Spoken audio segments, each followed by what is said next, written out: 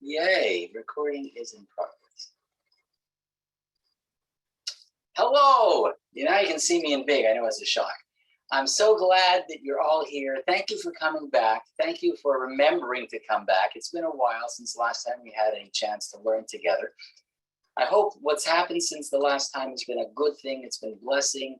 Probably been some challenges, but the community of Torah learners support each other. Torah supports us. And so wherever you have been, tonight, it's Tuesday, it's 8 p.m. We are going to be spending time learning Torah. And let me begin by first acknowledging our generous sponsor for tonight's Shiur. Thank you very much to Marika Weiss, who is sponsoring in commemoration of the yahrzeit of the beloved father, Oscar Berger, Zichrono Livracha. May his neshama have an aliyah, Marika, and may you and your whole family be blessed with long life and good health.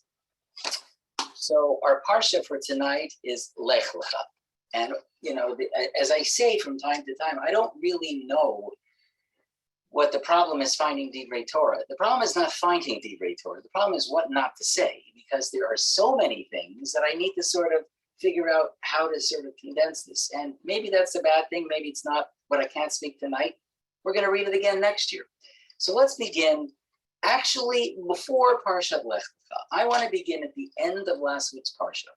At the very end of last week's Parsha, we don't hear about in the Psukim one of the stories that most Jewish boys and girls growing up in school hear this story.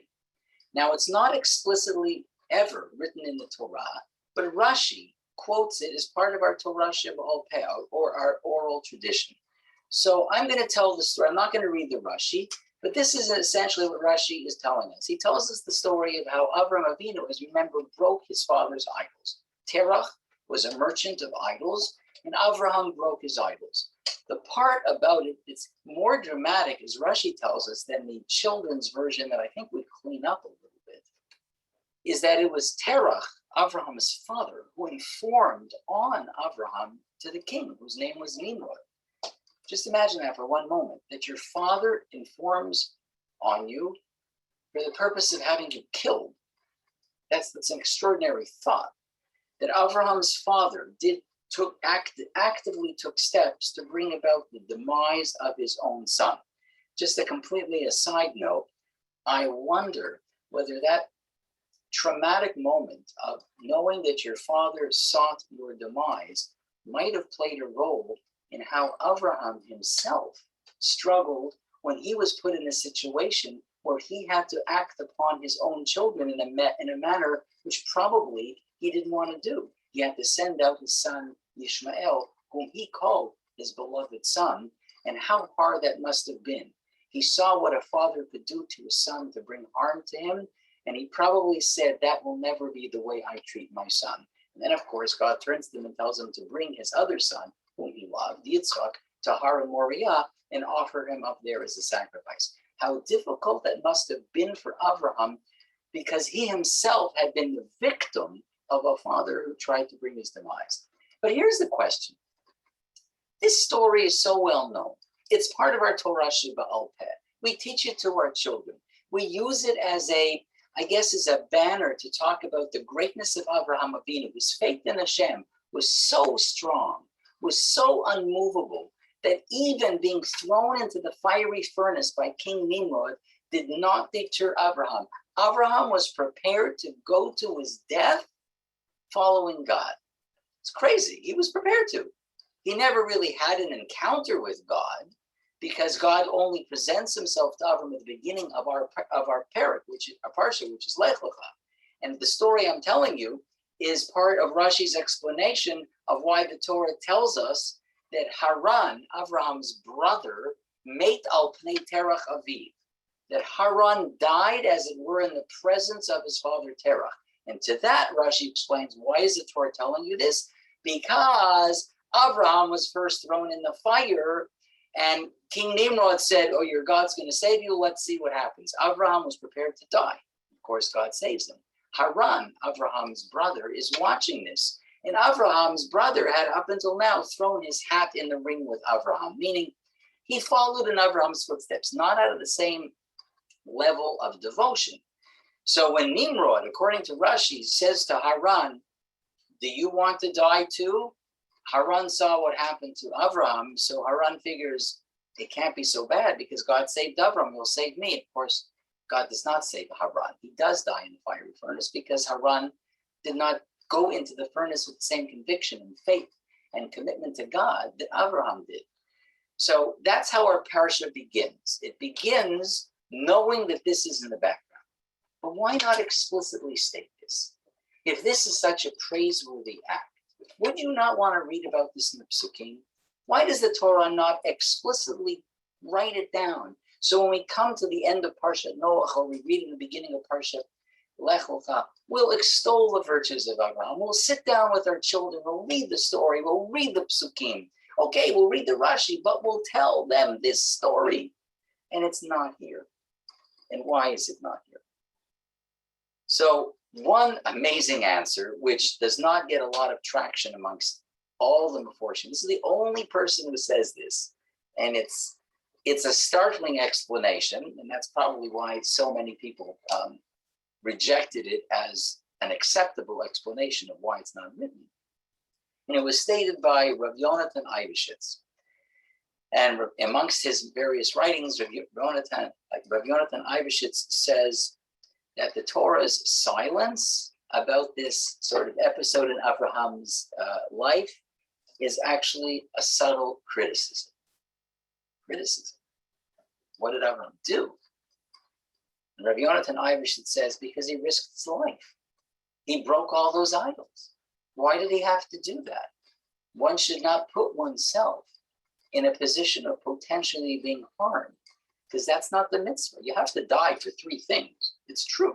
The Torah does say that there are three mitzvahs that you, if called upon, one does have to give their life. But Avraham was not forced into avodah zarah, and Avraham was not forced into a situation of having to, God forbid, violate sexual morality. And Avraham, God forbid, was not forced into a situation of having to commit murder. So Rav Yonatan Ivashitz says maybe the Torah didn't want to write this story explicitly either at the end of Parshat Noach or at the beginning of Parshat Lech Lecha, because he shouldn't have risked his life by destroying his father's idols. And so while in one sense you could say Abraham's action was maybe heroic, this act of defiance may have marked an unwise move on Abraham's part, an unnecessary sort of step which he should never have taken. It's a fascinating perspective, right? Avraham, our hero, now gets criticized a little bit by Rav Yonatan Ivashitz, and you may have a sense why everybody said there's no way that's pshat. There's no way that's the reason it wasn't included. So I want to suggest another reason that perhaps may be more in keeping with why it's not there, and perhaps a deeper spirit of the Torah. Of course, not everything that the Torah writes or doesn't write is made crystal clear. So we're trying to explain an omission, not that which is written. We're trying to explain an omission, why a story that seems to extol a virtue and describe Abraham's worthiness of being selected, why it wouldn't have been specifically written. And maybe the answer to that is that what makes headlines may not be the most important thing about a person's life. So I bet at the time, if there was a CNN, if there were newspapers, there was social media, everybody would have been talking about this unbelievable miracle happened to this guy called Avraham, thrown into the furnace by King Nimrod and emerges unscathed. Like you can just imagine what was going on in Ur Kasdim, which is where he lived, as this all unfolded. It must have been what everybody was talking about.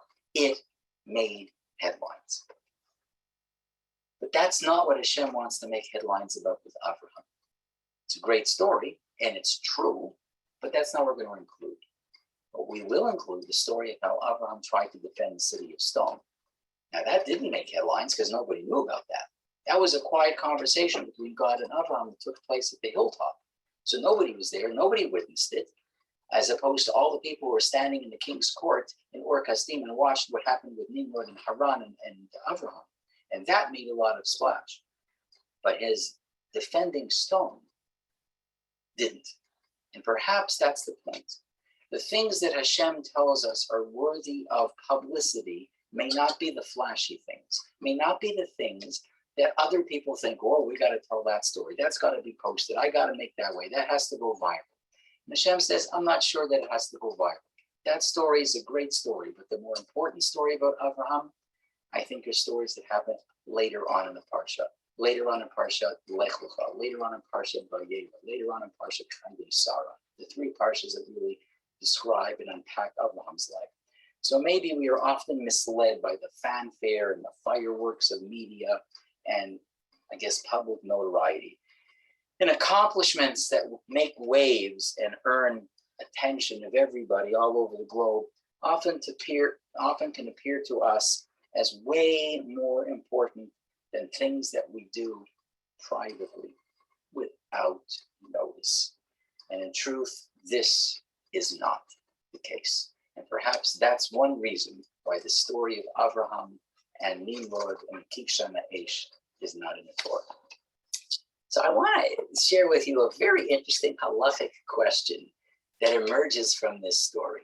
So I mentioned now several times the name of the king that threw Avraham in the furnace. I'm hoping you picked it up. The name is, you know what it is? Nimrod. Nimrod is the name of the king who tried to execute Avraham. Okay. Nimrod, as the Torah tells us, not only in the story, but slightly before, was the first one, as it were, to try to wage war against Hashem. He is explicitly described in the Torah as anti-God.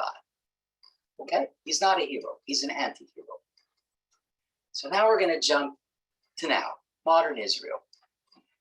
There is a rabbi living in Ramat El Hanan in Bnei Brak, whose name is Yitzchak Silverstein. Some of you may know him because you might have bought some books at your local Jewish bookstore called What If? I don't know if anybody's seen these books, What If? So What If? These are books that present scenarios, real scenarios that have happened and questions have been given to Rabbi Silverstein to what if this happens? What should we do? And there's, I think, 3 or 4 volumes. He's an enormous Talmid Chacham. All the books, all the cases are real. They're actually written up in his Hebrew book, but there's somebody who decided that there would be a market that would benefit from understanding the erudition and how Torah and halacha gets applied to modern what-if situations. So here's the what-if situation, and it's based on the name of the king Nimrod. True story. If you've been to Israel and you toured the country, you'll know that in some of the older sections, if you look at the roofs, you know those hot water tanks? In Hebrew, they're called dud shemesh. So Israel is a country that for many, many years relied on solar energy. And they have these big tanks at the roof of these dirot and buildings where people live, the residential sort of apartment complexes, and you'd see these big tanks that would be heated up by the sun. And here's the question. There's a company in Israel that sells hot water tanks. And the name of the company is, true, Nimrod. So the question was posed by somebody who was needed a hot water tank. And somebody recommended that they buy the tank from the company called Nimrod. But the thing is that all the tanks that this company called Nimrod produce have the name in big, bold letters at the side of the tank. And it's on the roof of the building. So everybody driving by sees this tank with the name Nimrod on it. So the question is it appropriate for a frum Jew to buy a tank that has the name Nimrod on the side of it? Now, it sounds silly, but I was thinking, what would be a comparable sort of case? Like Nimrod was an anti-God. So just imagine for a second, you had like a company called Atheist Tanks, and you put it on your roof, Atheist Tanks. And maybe the slogan would be, we don't believe we're the best. We know we're the best. Okay, like, well, would you put it on your roof? Would you put Atheist Tanks on your roof? Essentially, that's what the guy was. He's putting on his roof Nimrod tanks. Nimrod. So Rabbi Silverstein in his book, which is, I don't know whether this case is translated into English, but this is in the Hebrew version, was debating whether or not you could do that. Because would we use the name of a Rasha? On the one hand, of course, the Torah is filled with names of Rashayim, doesn't it? That's how we learn about them. Nimrod's name is in the Torah. Haman's name is in the Megillah. Lavan's name is in the Torah. So to use the name, it's in the Torah. How bad could it be? If it's so bad, why would the Torah have written it? An interesting question. At the end, of course, Rabbi Silverstein rules that it's not appropriate unless the company agrees to sort of eliminate a letter, change the name so it's not so obvious. But if all things stay the same, we try to sort of create an environment in which we live that bespeaks the values that we hold dear. Nimrod is not such a character. I came across this, it's a fascinating thing. It's just an interesting way of applying and showing how these biblical messages are not just fanciful stories, although they're interesting, but sometimes their messages reach out over centuries and touch us in ways that we might not even have imagined. Okay, so let's move on with some other Divrei Torah on Parshat Lech.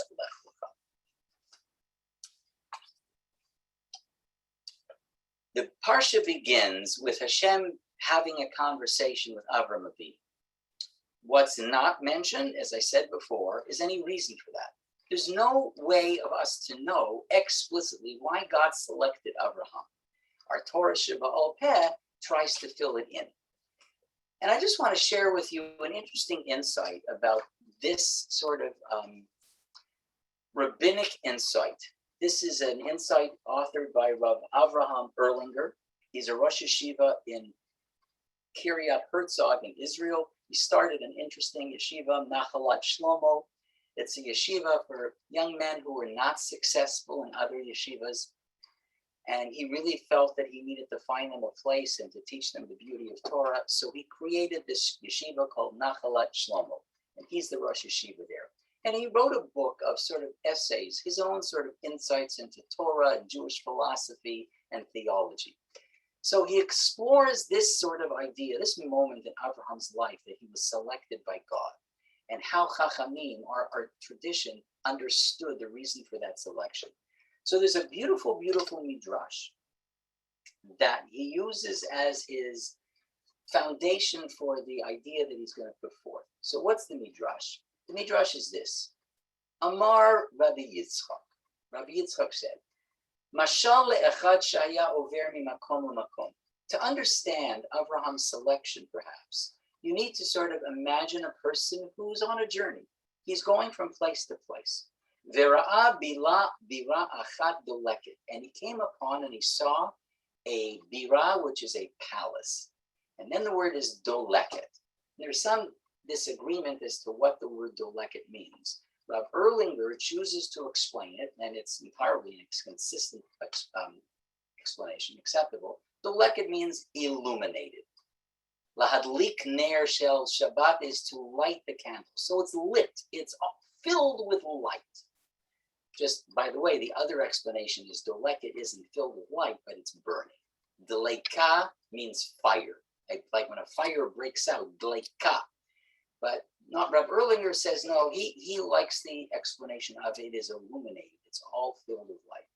So getting back to the Midrash, Amar, Tomar Shahabira Hazo below Manhig. So this person passing and seeing this illuminated palace declares out loud, is it possible that there's nobody taking care of this palace? He doesn't see anybody. He sees all the lights on. He sees the beauty. He sees how majestic it looks, but he doesn't see anybody taking care of it. So he thinks, is it possible that there's nobody around to took care of it? Hitzitzalav Baal Habira, the owner, the master of the palace, sees this person, Amarlo, and he says to him, Aniu Baal Habira, I am the master of the palace.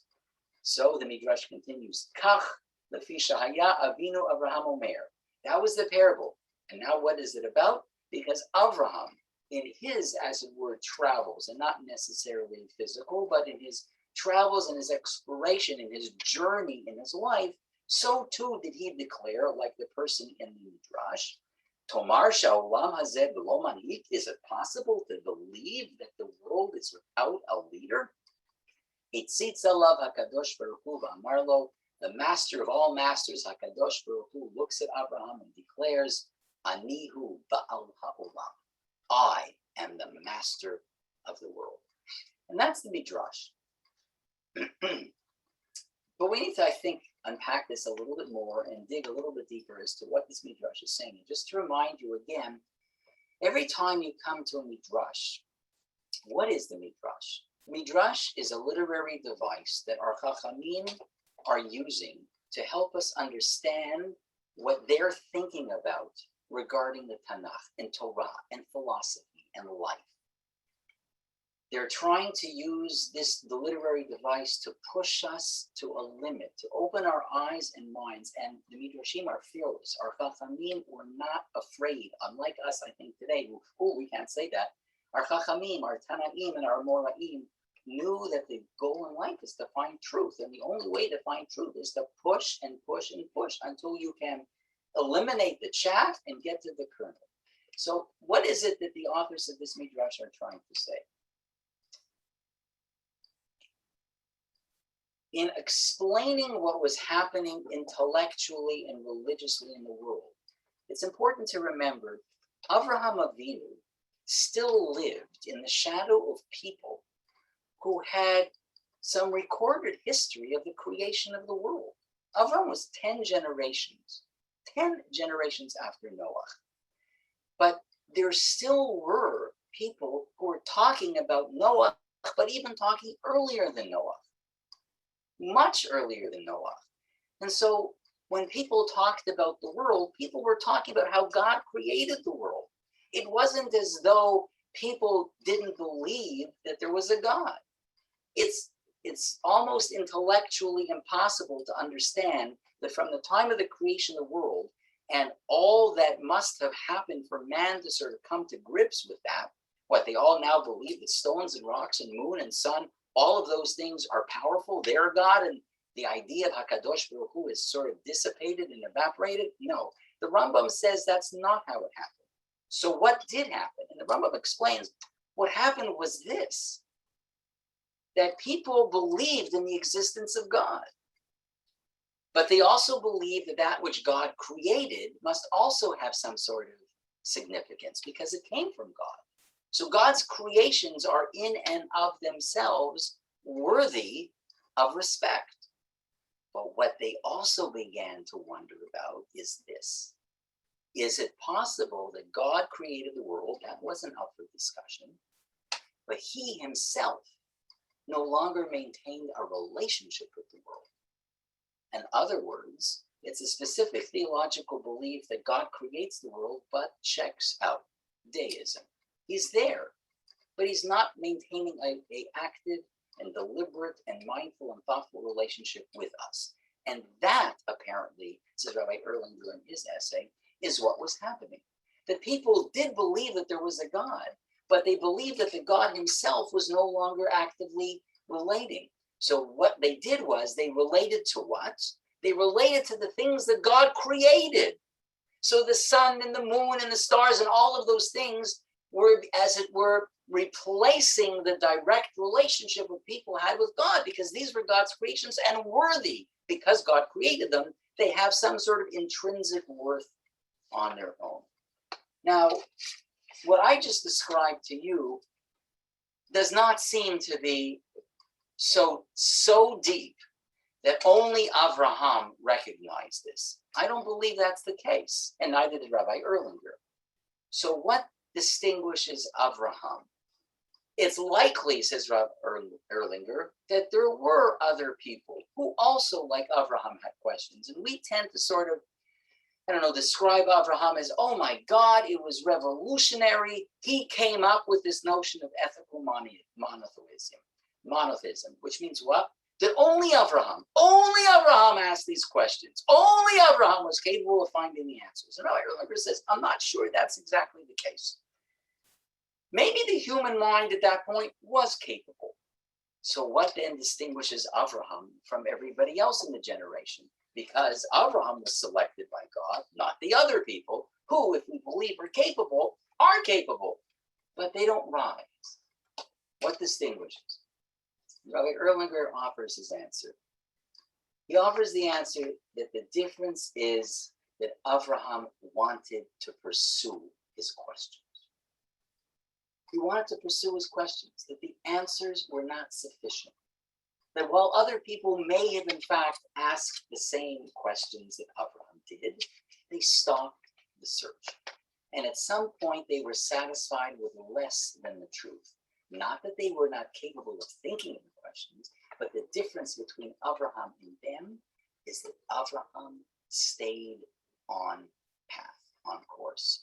And he searched and searched and searched and would not accept the truth. He would not accept anything but the truth until he came to the answer. And so therefore, Avraham is the person who teaches us, one, we stay the course. We don't give up. We don't stop. We don't let the difficult factor stop us from pursuing it. But more than that, what Avraham ultimately brought to the world was a correction of the mistake. Which mistake? The mistake that God created the world and checked out. That wasn't true. God created the world. Who's the master? God says, I'm the master. I'm still here.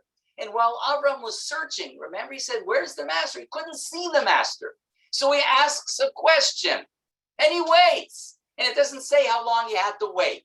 It says that the Baal paid seats. He was looking, indicating that it wasn't an immediate answer. Some time passed between the time the question of the passerby or Avram's question until he got the answer. Because the master hates seats of love. He's looking at him. And then he says, I am the master. Meaning, I have continued my relationship with the world. You just need to uncover it. It is there. And that is what Avraham brought to the world. He didn't bring the question to the world. Others have that question too, says Rabbi Erlinger.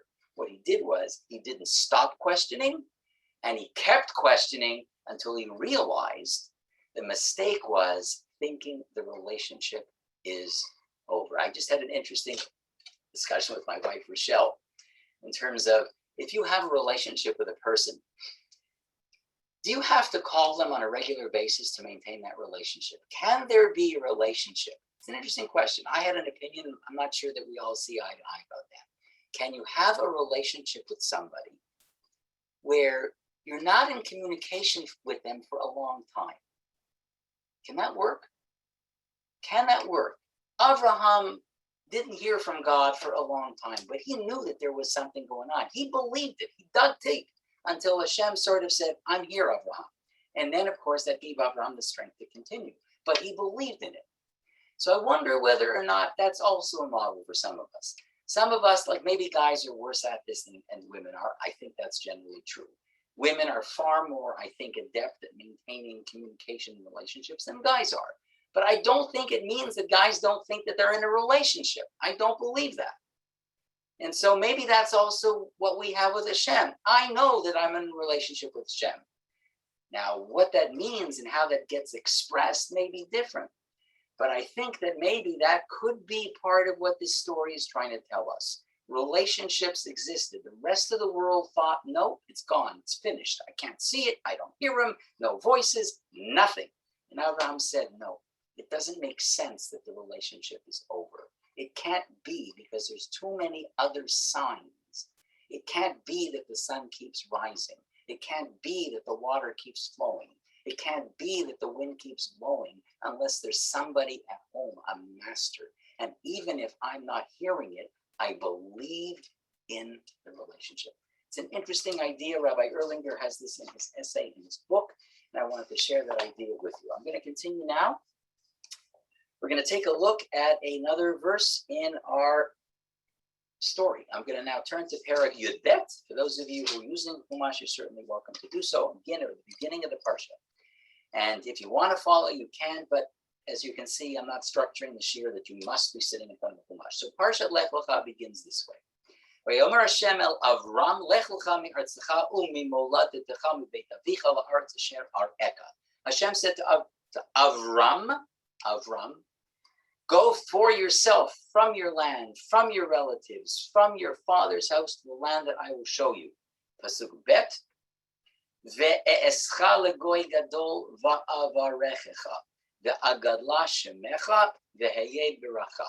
And I will make of you a great nation. I will bless you and make your name great. And the ending part is the part that I want to focus on. And you shall be a blessing. Veheye biracha. You, Avraham, shall be a blessing. Now, Rashi here quotes something that the Gemara says. When the Torah said the words, and you shall be a blessing, what does that mean?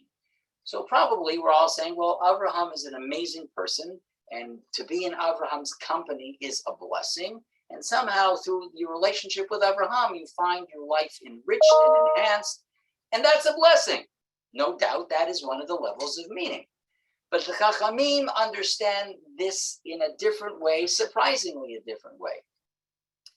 And the Chachamim take a look at this pasuk and suggest that what's being said here has something more to do with the way in which we daven, our language of davening, which means what? And I'll just to cut to the chase, Veheye biracha Avraham, you, Avraham, are going to be the bracha. What does that mean? So those of you who are familiar with the language of the Amidah, the Shemona Esrei, know that every Shemona Esrei begins exactly the same way. Baruch atah Hashem Elokeinu Elokei Avotenu. Blessed are you, Hashem, our God and God of our fathers, Elokei Avraham, the God of Avraham, Elokei Yitzchak, the God of Yitzchak, Elokei Yaakov. And I'm not going to say the whole bracha out loud, but the end of that bracha is important. How does it end? You remember? Baruch atah Hashem Magen Avraham, the shield of Avraham. Well, wait a minute. At the beginning of the bracha, we invoke the fact that we have three avot, Avraham, Yitzchak, and Yaakov. And so says the Gemara, the Heye bracha, you, Avraham, are going to be the bracha, is where the Gemara learns that when we come to the end of that bracha, even though we've invoked Avraham, Yitzchak, and Yaakov's name at the beginning, it's going to conclude with only one name only. The Heye, you, Avraham, you shall be the bracha. And that's why, says the Gemara, and Rashi quotes this, that's why that bracha ends with the words Magen Avraham and not Magen Avram, Yitzchak, and Yaakov. So why? Why does Avraham earn this privilege of having his name alone at the conclusion of the bracha?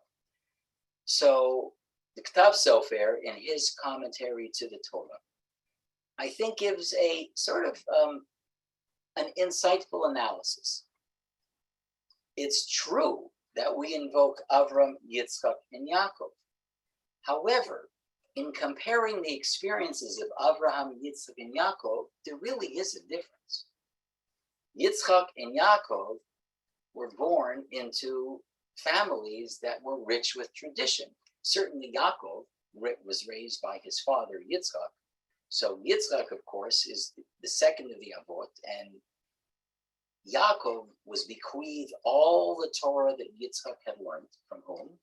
From Avraham. So Yitzchak himself was born into the richness of a home in which his father was Avraham Avinu, this extraordinary man who was able to share with his beloved son Yitzchak so much of an understanding of what it means to be in a relationship with the Ribono Shel Olam. How lucky must it have been for Yitzchak to be in the shadow of a man as great as Avraham. So, says the Ksav Sofer, that's different, isn't it? To be a Yaakov or to be a Yitzchak obviously requires greatness, but it's not the same as being an Avraham. Why? Because Avraham could not come to this because the father taught him. He had to come to this entirely on his own. Avraham earns special distinction. He was the first. For him, the knowledge of the singularity, the oneness of God was revolutionary. And thus, he faced so many more challenges when he embarked on his road to Avodat Hashem, serving God. And so I think perhaps the message that the Gemara is telling us, and Rashi's quoting when it says Magen Avraham, is that the process doesn't end It's always an act of choosing mitzvot rather than being indifferent, or being habitual. We are prepared to make the statement every time we get up and we say the Amidah. Avraham did something that nobody else did, but his son also had to choose. Having your father's Avraham is no guarantee that you're going to be somebody who's going to keep the tradition alive. We know so many stories of young men and women raised in homes in which you would think, oh my gosh, these are going to for sure turn out to be God-fearing Jews. It's not always the case, because all of us have to choose. Everybody's choosing all the time. And Avraham had to choose, certainly, but so did Yitzchak, and so did Yaakov, and they all chose paths which were rooted in their belief, but their paths were different.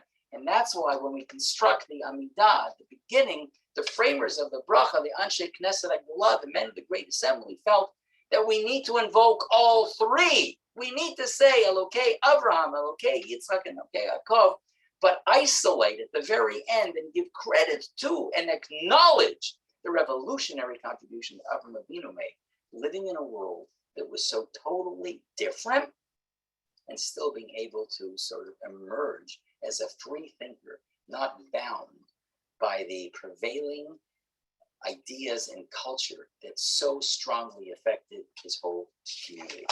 Let's go on a little bit more. Lech Lecha, I'm going to move now to Perek Yud Gimel, chapter 13, if you're using the Chumash. Let's take a look inside.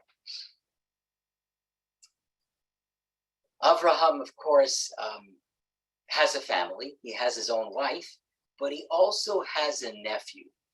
We began the Shiur by talking about how Avraham's own brother Haran died in the fiery furnace that Nimrod threw him into. But Haran had children. He had a family. He had a son called Lot. And Avraham adopted Lot, and he undertook the responsibility of raising his brother's son or his nephew. Torah tells us that, of course, Lot followed Avraham. He studied with Avraham. He learned with Avraham. Avraham was his Rebbe, as it were. But something happens.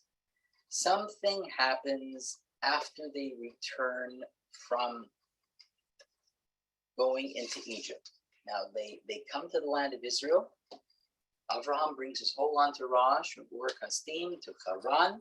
Lot is with them. He goes from Haran to Israel, gets to Israel, and just when you think everything is going to be okay, it's so far from it.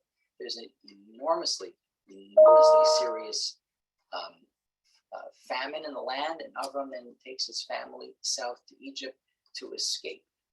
They come back from Egypt, and the Torah tells us from then on there seem to be these series of quarrels between the shepherds of Lot and the shepherds of Avraham, to the point where Avraham says, okay, this isn't working out anymore.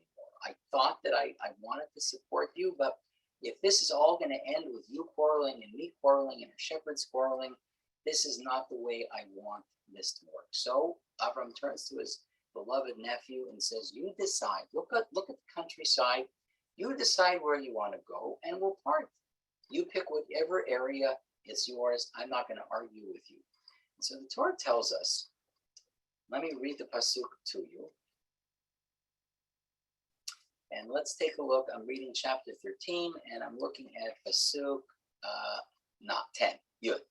Vayisa Lot et einav vayar et kol kikar hayarden ki chula mashke lifnei shachet Hashem et Sdom ve'et Amorah kegan Hashem ke'eretz Mitzrayim bo'acha soar. I'm going to read it in English. I'm using the Stone translation interpretation. So Lot raised his eyes and saw the entire plain of the Jordan, that it was well watered everywhere before Hashem destroyed Sodom and Gomorrah, like the garden of Hashem, like the land of Egypt going towards Zoar.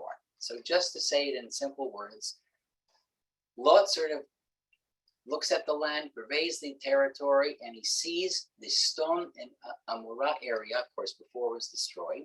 And the Torah tells us how Sodom perceived it.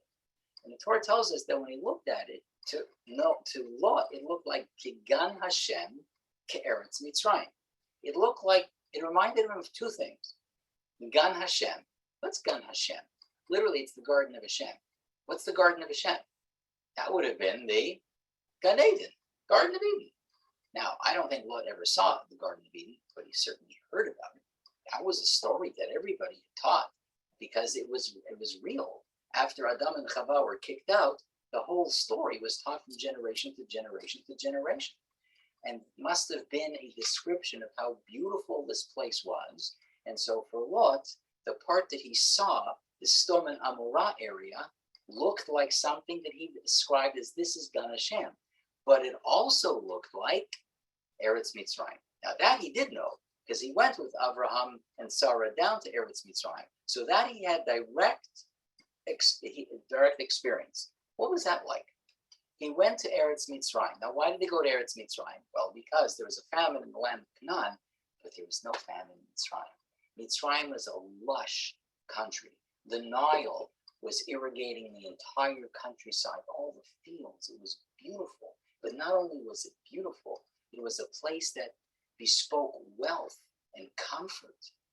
And now the Torah tells us that when Lot looked at that, he saw Gan Hashem and Eretz Mitzrayim. It's a very interesting sort of dual description, side by side, Gan Hashem and Eretz Mitzrayim.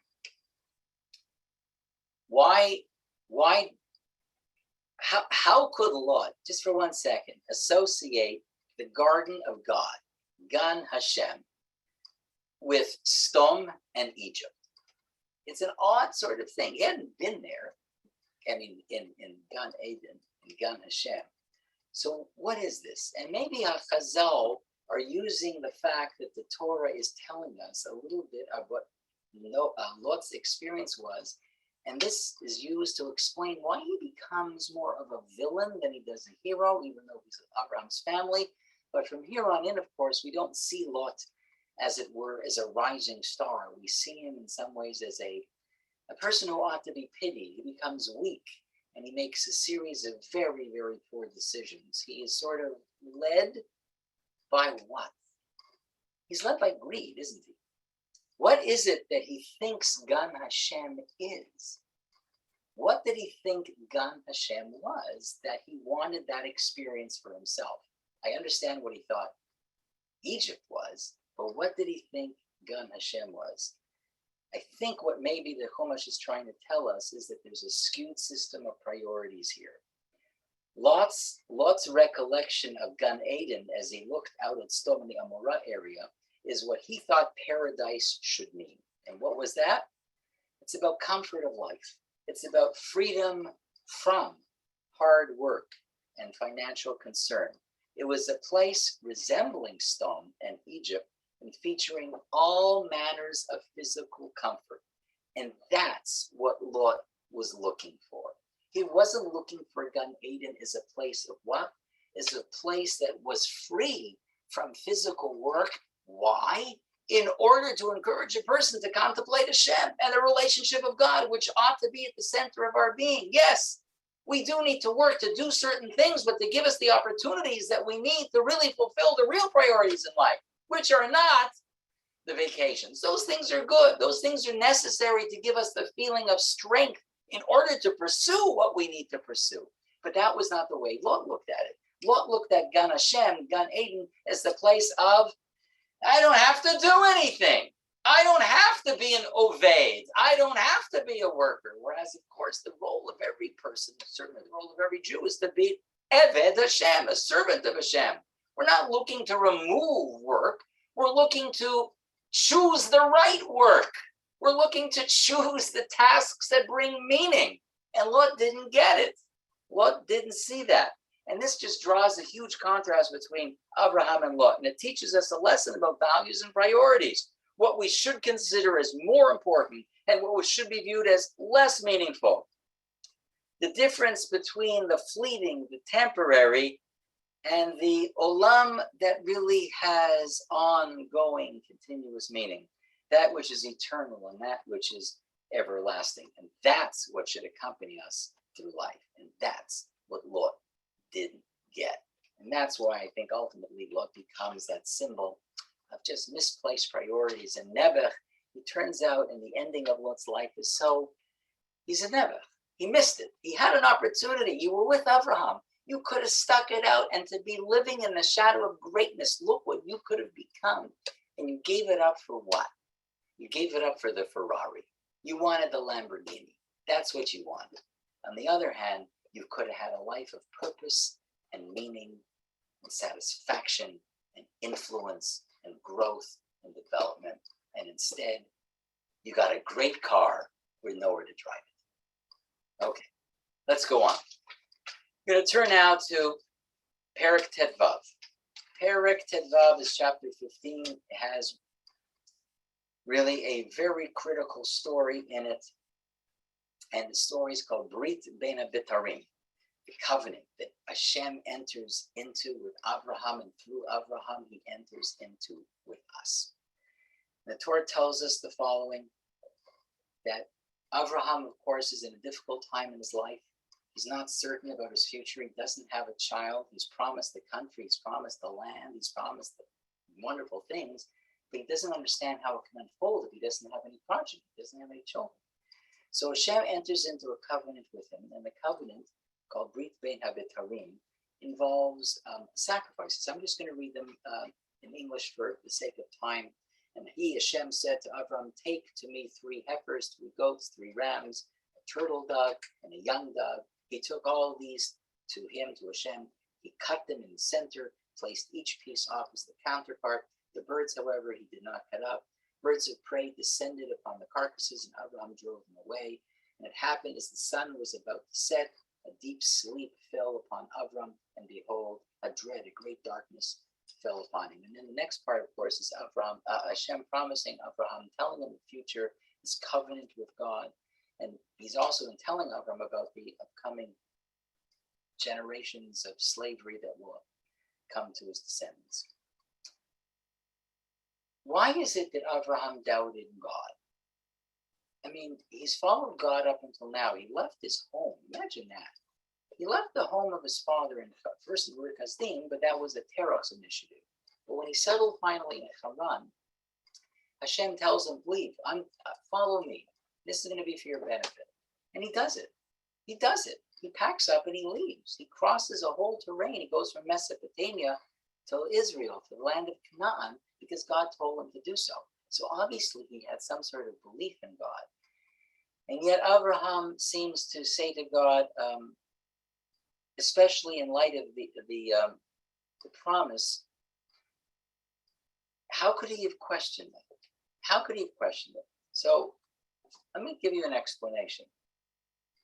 Why did Avraham pose this question to God here and not earlier on in his whole journey, where he could have stopped and said, like, why am I doing this? Like, why? Give me some reason. Support me here, God. But he doesn't. But he says it here.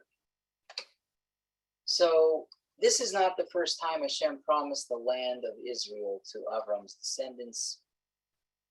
But perhaps there's something happening here that's different.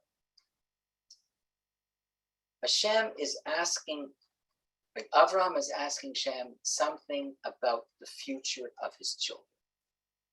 He's not asking about the land, he's asking about the future of his children and what sort of children he's going to have. See, in 2 separate promises, Hashem tells Avraham something about the future.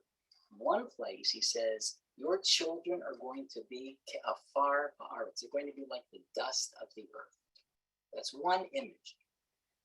But he later says they're going to be like kochavei hashamayim la'rov. They're going to be like the stars of the sky. Now, those are 2 very separate images.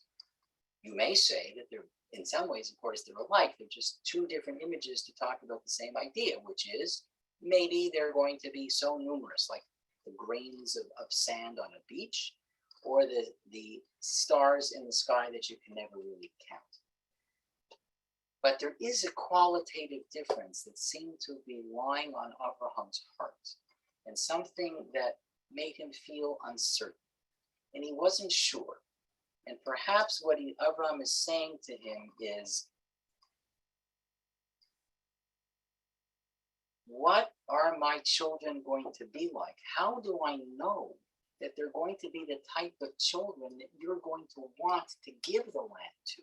I know that you promised it, Hashem, but are they going to be worthy? Dust of the earth? Stars in the sky? While the dust of the earth describes a nation like all others, everybody lives on the earth. Stars of the sky represent a nation of a certain spiritual makeup, one which reflects a higher standard and ambition. And it was regarding this type of inheritance that Avraham needed reassurance. How will this supreme standard be maintained generation after generation? That's what Avraham was worried about. I'm not worried about my kids being like the dust of the earth. Everybody can be like the dust of the earth. But you asked me for more. You told me my kids are going to be like the stars. So Hashem, if you're telling me my kids are going to be like that, what if they can't be? What if they can't be? Like, how is that going to happen, God? How is it going to happen? And so what does Hashem do? Hashem sort of says, I want you now to bring a korban. But why? Like, what's the connection between korban and answer to Avraham's question? And maybe the answer is just that. Avraham, look, if you want your children to be like the stars, then the answer to that is you need to create that system which will elevate them. So we have a system. We call that system of Torah. We call that tefillah. We call that korbanot. What Hashem may be trying to tell Avraham is, if you want your kids to be like the stars, then set them up for success. Don't throw it at them one day and say, oh, you're disappointing me. You're not like the stars. It's true, they won't be. But how do you make them like the stars? You make them like the stars by creating a holy place. And through the holiness of that moment, the holiness of the service, the holiness of the type of way in which you conduct yourself, you will be able to reach the stars with your family.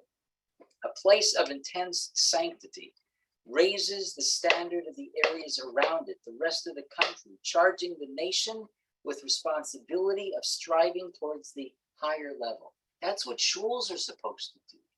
That's what schools are supposed to do.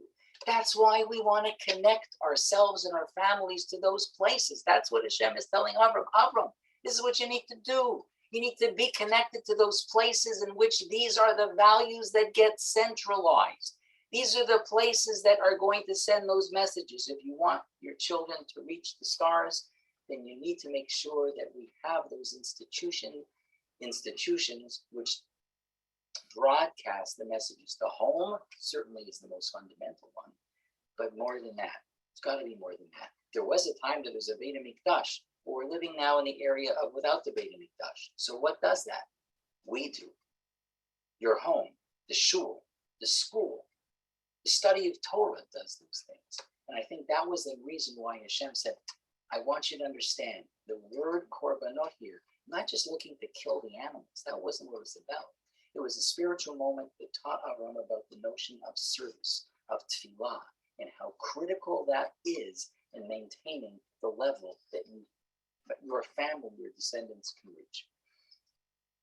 Moving ahead, towards the end of Parshat Lech, something pretty dramatic happens to Avraham beyond anything dramatic that's already happened. Hashem turns to Avraham at the beginning of chapter 17. And he says to him, Avraham, I want to create a covenant beyond the Brit Bein HaBetarim with you. That's called the covenant of Brit Milah. Covenant of Brit Milah. So I'm reading now in chapter 17. I'm going to read in English, verse 1. When Avraham was 99 years old, Hashem appeared to Avraham and said to him, I am Kel Shakai, walk before me and be perfect. I will set my covenant between me and you, and I will increase you most exceedingly. Avraham threw himself upon his face. He fell down and spoke with Hashem, saying, as for me, this is my covenant with you. You shall be a father of a multitude of nations. Okay, let's stop for a second. Let's stop for a minute. Why did Avraham fall? This is not the first time Avraham's being spoken to by Hashem. What is it that made him want to fall? In Hebrew, Vayipol Avram al panav. Why? Hashem has told him some very dramatic things before. Leave your father's home. Vayipol al panav? No. Didn't happen there. Go to Egypt. Yeah. Like, there's so many things on the Parsha that you could say, oh my gosh, they could have been such challenges to Avraham that had he fallen, had he sort of been out of his mind with anxiety or worry or concern, it would have made sense. But none of it happens till right here. Why? Why right here? Rav David Moskowitz was a Rav in Transylvania, and he wrote a commentary to the Torah published in 1934 before the Shoah. And the name of the book is Galilei Zahav, and he offers a really interesting explanation as to why Avraham fell here. It's not because he hadn't spoken to God before, because that's clearly not true. But what God was asking him to do with Brit Milah made him fall. See, Avraham's life, his life mission, was to bring people closer to God. So Avraham had a tent that was open on all sides. So all sorts of people were coming into his tent. That experiences of welcoming, come, be part, be together. Let's join in understanding and accepting God. I'm like you, you're like me. Come, let me share a story with you. And that's how Avraham operated. He was like the ultimate hero worker. Unbelievable, open, engaging, welcoming. And now what was Hashem saying to him? I want you and your male children to undergo Brit Milah. Why was Avraham so upset with this? Because that was forever going to set him apart from everybody else. It was frustrating his life's mission. You can't expect me, God, to be an effective kiruv worker if you now make me so different. And if I'm so different because I've done this to myself, and everybody's going to know this, because this is not going to be something hidden, because this is going to be part of what he's going to be teaching his children. And this is going to be something that he's going to have to, as it were, explain. If I have to explain this, then I'm going to be ultimately saying, I'm not like you. And if I have to say, I'm not like you, people won't be listening to me anymore. And Avraham is saying, how can I do this? How can I do this? In fact, at the beginning of Parshat Vayera, which is next week's Parshat, the Midrash says something extraordinary, that Avraham actually contemplated not listening to God. The Midrash says that Avraham was so distraught at this mitzvah, he was so upset that Hashem was asking him to do something that was going to set him apart and, as it were, cause some sort of opportunity loss, that he wouldn't be able to communicate as effectively because he could no longer be that role model, that he wasn't sure he should go through with it. So he talked to his three buddies, who were not part of his family, Eshkol, Aner, and Mamre, and asked each one of them, should I do what Hashem said? Eshkol said, no, I don't think so. And Aner said, no, I don't think so. And Mamre was the only one who said, what's the question? This is the God that saved you when you were thrown into that fiery furnace. You told me the whole story. So if this God that saved you asks you to do this, why would you not do it? And it was Mamre's analysis of the situation which sort of helped Avraham feel better about it and to go through with the mitzvah of Brit Milah. But there was a moment that he was debating it, and says Rabbi David Moskowitz in his Galilei Zahav, that was the moment that he first threw himself down. And he realized that he was now going to have to sort of reframe the way he was thinking, because up until now, he was thinking that this was him. This was his task. He, as an individual's task, was to bring people closer. When Hashem said to Avraham, this is what you're doing for yourself, you're doing for your son, and for all the male children born, every generation, that's what they're doing.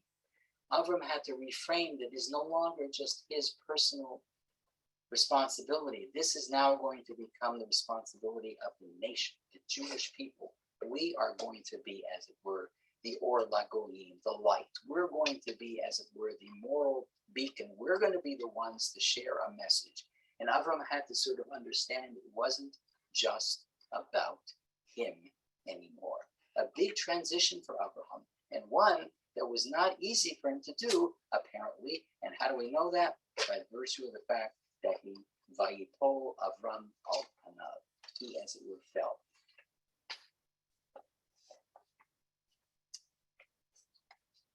I see it's 9 o'clock, so I'm going to stop. I'm going to ask everybody to unmute themselves. If you have ideas or questions or responses, I'm more than happy to listen.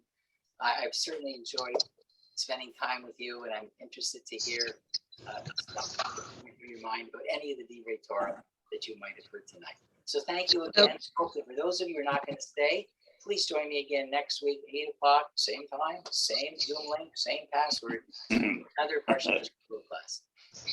Thank you so Rabbi? much. Yes. Rabbi, I'm not sure how he would become so visibly different to other people. I mean, certainly people weren't walking around unclothed. And certainly not in the desert. You have to have clothing on. I'm not sure why it would be so easy to see the difference brought on by Brit Mila. So whether it was visible, Sharon, to other people, it was clearly a psychological barrier in Avram's own mind. He knew that Brit Milah was changing the way in which his own body looked. And I imagine that although people were not walking around naked, that's probably true. I mean, I can't imagine that they would be. But I think Avraham understood that, you know, people bathe in the rivers, and it's not uncommon for men to go bathing in the rivers together. Like, you know, they go to schwitzes together. They probably did the same thing. And if Avraham did have relationships, he had 3 buddies, 3 non-Jewish buddies. The Torah tells us this. Mamre and Eshkol and Aner. So they may have gone swimming together. I don't think that's a big stretch. But Avraham realized that this is going to be something that does, in his own mind, set him apart. And there may be times that he's going to have to explain this. You know, he's going to be making Brit Milah to his children and his grandchildren, and the word gets around. So I think that was what was going through his mind. Thank you. You're welcome. It's really great to be back. I have a question to ask. Sure, please. This is just at the point when Avraham is told to do circumcision. It's also the point where his name changes from Avram to Avraham. It's just at this passage, and so I was going to ask you why that is the case. Why at this point? Well, I think Avraham is now standing at a moment where Hashem is promising him that things are going to change, and they're going to be changing for him in a very dramatic way. And because they're going to be changing in a dramatic way, Hashem is asking, we're giving him an extra bracha, an extra av hamon goyim. And then if Avraham's fear is that what he's about to undergo physically is going to be that which will restrict his ability to affect the nations and the people, Hashem is promising him, no, on the contrary, I'm telling you, Avram, you are going to be Av Hamon Goyim, Avraham. And while right now you seem to think that your impact is going to be minimized, I'm promising you it will be the opposite. That up until now you were Avram, and you had a lot of impact. But what you ultimately will be doing will be even far greater than what you can possibly imagine. And I think that's why this name change comes here as opposed to earlier on. Okay, thanks. You're welcome. And good to have you back. Thanks. Good to be back. Anyone else? Wow, this is a quiet group tonight. What's wrong? Somebody's, what's going on here? You know what? If we were in person, I bet there would be way more lively debate. But God willing, one time that'll happen. But in the meantime, I just want to say, as I've said many times before, I am so personally grateful to Zoom. Because friends of mine from New York are here, and in the past we've had people from other communities. Hopefully they will come back as well. And that's just an amazing experience that people from different parts of the world coming to the same shiur together. And we're so happy to be back, and that you're back. We really missed your insights and your teaching. So if everybody's fine, you're cool, you had a good shiur and you liked it, please share something around your Shabbos table. 1 second, Jody's saying, is there a difference in the meaning of Lech Lecha, go for yourself, or go to yourself? Lech Lecha, Rashi says, go, but Lecha is letovatcha lehanatcha. There's something that will accrue to you. This is a journey for you, Avraham, for your own benefit. In some ways, Jody, it's the same thing, meaning you're going to learn something about yourself. This is a moment of this is a journey which leads to self-discovery. So, for example, while not in this Parsha, but in next week's Parsha, which is the Parsha of Akedat Yitzchak, that parak, which introduces Akedat Yitzchak, says, Ve'ha'alokim nisa et Avraham, and Hashem tested Avraham. So the idea of a test is a subject that's written about a lot. One of the explanations, especially that of Moshe ben Nachmanides, is, well, certainly a test cannot be necessary to tell God what the outcome will be, because God's knowledge is perfect and everything is past, present, and future. So whatever the outcome was going to be, Hashem already saw the outcome before he gave up the test. Let's say goodbye. Test. So Avraham says the purpose of the test was to give Avraham insight into his own self, what he was capable of doing. So if that's the case, that's a perfect example of go for yourself or go to yourself. Avraham, this journey that you're starting, I know it's looking like it's a journey of geography, but it's way deeper. That becomes like a metaphor. You need to understand that there's a destination you have to arrive at, both geographical, but also a destination of self-discovery. You need to see what you're capable of, and you can't find that by staying put. You need to be in a different environment. You need to be tested, Avraham. And I'm obviously expanding on this, right? That's the whole purpose, I think, of the question you're asking is, what does it mean, Lecha? So beneath the word Lecha is this notion that this journey is a journey of, in some way, self-discovery of what our limits are, what our capabilities are. And that's one of the examples that happens to Avraham along the path, along this journey. Does that answer your question? I think so. Okay. Thank you. Thank Great you. question. Yeah.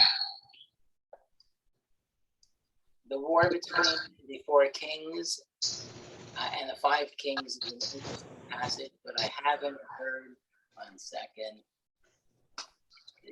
but I haven't heard that many ideas shared about it. Do you have any idea? Well, the impetus of the war, Ruth, was the fact that his nephew was captured, was held hostage by the kings. But I think also that one of the outcomes, the practical outcome of the war, was to establish Avraham as a sort of major superpower in the area, and for people, the nations, really to understand that you mess with Avraham, you're taking a lot of things at risk. So I don't think that was Abraham's goal, but I think one of the consequences of it was to demonstrate just how big a superpower he was. And if we take a look at the rabbinic explanation, that he really didn't go with much of an army. He went with 319 guys. That's nothing. So how was he able to defeat like the combined armies of multiple kings? So I think what this was not only an indication of establishing Avram's reputation as I said superpower, but, a major influencer in the area, but also in some ways there's an opportunity to establish Avraham's God as a major superpower in the area as well. And that's why when you take a look at the end of the story, and Avraham goes, as it were, to greet the kings, they come to him and they admit to him that, Vayomer Avram el Melech Sodom harimoti yadi el Hashem. When Vayivarchev Amar Baruch Avraham Lakel Yon Konei Shemayim Ba'aretz. This is the king. Malki Tzedek Melech Shalem is blessing God. So in some ways, of course, that proves that Avram was successful in putting God in the forefront of the consciousness of a whole group of people. So I think in one way, as I said, it had a practical outcome. The other way, it also had an educational outcome as well. Rabbi, he also amassed more wealth because of this. Yes. Actually, I'm just going to add one more. Charlie, thank you for mentioning this. I just want to point something out. And it's a lovely idea from Hebrew. And Hebrew is I love the Hebrew language. I totally love it. I think it's so rich and it has so much to teach us. Not even like to scratch so beneath the surface. I think that we all are used to thinking of wealth in Hebrew using the word Shiur. And that is a word for wealth, Shiur. But in this week's Parsha, when the Torah talks about Avraham being wealthy, it uses a different sort of word, kaved. Now, kaved, as you know, literally means heavy. So what would be the connection between heavy and rich? Well, a person who has so much wealth can't travel quickly because he's laden down, right? Because he needs to sort of figure out how to transport all of these things that he owns, whether it be sheep, whether it be gold. So he's kaved, he's weighed down. But the word kaved was specifically chosen, I think, in the context of Avraham. And I think it's a lovely distinction to Lot, because where Lot thought that wealth was Gan Hashem, Avraham is described as having wealth which is kaved. It's weighing him down. That's not what he was about. Avraham was not about amassing wealth. That was Lot. Avraham is about spreading Hashem's word. And if the wealth just slows down the process, that's kaved. It's like it's dead weight. It's there. He's not saying no to it. It might be a tool. It might be a tool that helps him achieve and accomplish his ultimate goals. But the Torah chooses to talk about Avram's wealth with the word kaved. And I think that's so insightful because it makes you stop and think, why? I think that's the answer. Because wealth, in some ways, the Vilna Gaon said that if he had to choose between the test of poverty and wealth, Vilna Gaon said that he would choose the test of poverty. I'm not sure he would be able to withstand the test of wealth. That's how difficult the test of wealth could be. I have to keep my word. So, my friends, I wanted to say thank you to all of you for joining. Thank you for being here. And God willing, you should have a week of health. And we should all hear good news, whatever it is in the sphere of our lives. And please join us again next Tuesday. Rabbi Diamond, Yes. sorry to interrupt. I just wanted to know where we can access the recording. I'm going to try and have this put up at the Shiur website. And Okay, I'll great. send it to Metal, and hopefully that they'll put it up. Although I don't know exactly. I'll try to find out how they're going to do that. But as you know, I've recorded. Okay, great, thanks. Thanks, everybody. Have a good evening. Thank you. Good night, Rabbi. Good night. Thank you.